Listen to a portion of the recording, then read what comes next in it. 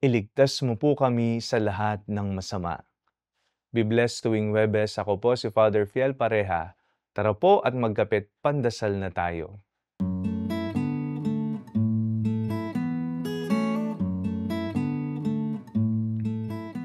Papaano natin masasabing tayo ay ligtas at payapang makakapamuhay araw-araw?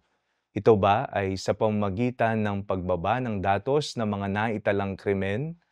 Ito ba ay nasusukat sa pamamagitan ng ligtas na paglalakad sa kalsada kahit na malalim na ang gabi? O ang bawat mamamayan ay insured na sa kalusugan, benepisyo o may investment na?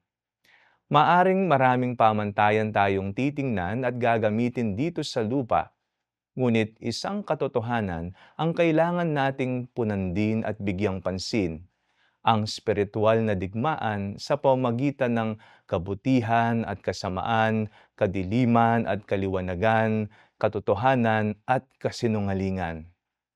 Kung papaanong inaalagaan natin ang ating bukas at katawan, may panawagan ding bigyan ng diin ang ating etika at kaluluwa. Iba rin kapag payapa kang sinusunod ang kalooban ng Diyos, namumuhay kang walang script ng kasinungalingan na kailangang tandaan para hindi ka mabuking.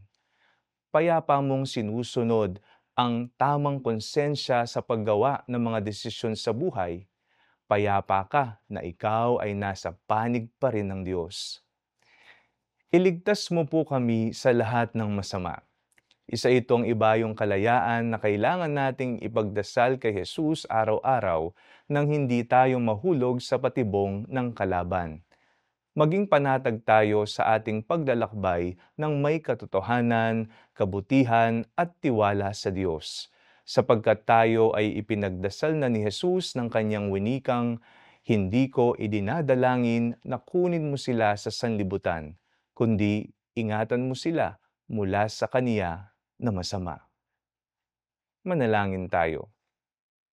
O Diyos, palagi nawang alalayan ang aming mga kaluluwa sa landas ng kabanalan. Amen.